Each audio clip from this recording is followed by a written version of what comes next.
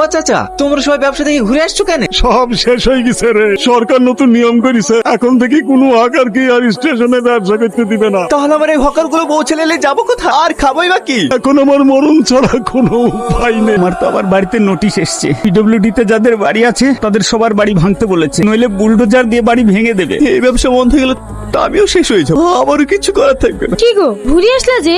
এই ব্যবসা আর চলবে না, সরকার আর কোনো হকারকে স্টেশনে ব্যবসা করতে দেবে না। এ কি বলছো তুমি? সপ্তাহে সপ্তাহে বন্ধ, জেলির ওষুধ কিনা, সংসার খরচ, এইসব চালাবো কি করি? আমাদের মরণ ছাড়া কোনো উপায় নাই বুনিয়া। উপরালা কষ্ট দেওয়ার জন্য আমাদের মতন এই হতে দরিদ্রকেই পায়। ভাই কিছু বলবি? তোমাদেরকে এই বাড়ি ছাড়তে হবে, আমি এখানে ঘর করব। ঘর করবি মানে? এই জায়গা তো আমার। এই জায়গা তোমার না, এই জমি আব্বা আমাকে কবে রেজিস্ট্রি করে দিয়েছে। তুই আব্বাকে তুই বড় বাড়িটাও লিখে লিস, মাঠান জমিগুলোও লিখে লিস, আবার আবার এই বাড়িটাও লিখে লিস। তুই একটা নেমো খারাপ, তুই একটা বেইবা। কি বললি? আমি নেমু খারাপ, বেঈমান?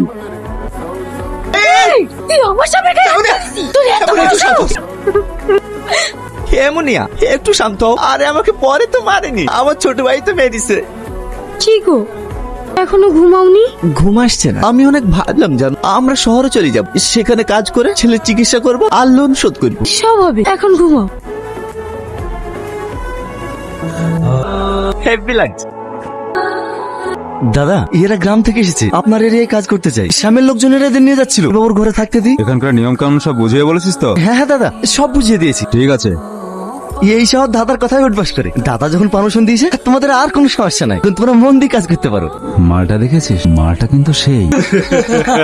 টাকা টাকা এবার কতটা? খুব একটা ভালো দাওনি। রবিনের মাল কখনো খারাপ হয় না কাকা। রবিন পুরো ভারতবর্ষ ঘুরে মাল নিয়ে আসে। ভালো আছিস বন্ধু?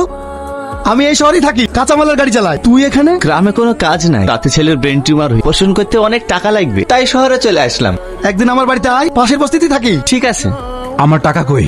আমি কদিন অসুস্থ থাকায় ব্যবসায় বসতে পারিনি, তাই টাকা দিতে পারিনি। আমার কথা যারা বেখালাপি করে তারা খুব ভালো করে জানে তাদের সঙ্গে কি ঘটে। তোর মেয়েকে নিয়ে যাচ্ছি, টাকা দিয়ে ছাড়ি নিয়ে আসি। আপনি তো আচ্ছাই মানুষ, টাকা পাবেন দিতে হবে বলছে, তাই বলে ওর মেয়েকে নিয়ে যাচ্ছেন কেন? দেশি আইন কেন বলতে কিচ্ছু নাই, ছাড়ুন। এখানে যাদবের আইন চলে। আমি মালটা বড় হারামি আছি, একদম হালাল করে দিন। যা বাবু। হ্যাঁ দাদা। এই ছেলেটাকে তুই এনেছিস না? তুই যে বললি এখানকার নিয়ম কানুন ওকে সব বুঝিয়ে দিয়েছি। আমাকে ক্ষমা করো দাদা, এরকম হলে আর কোনোদিন হবে না। একটা শেষ সুযোগ দিলাম, দুদিনের মধ্যে ওর বউটাকে তোর, না পারলে তোরে হালাল করে দিন।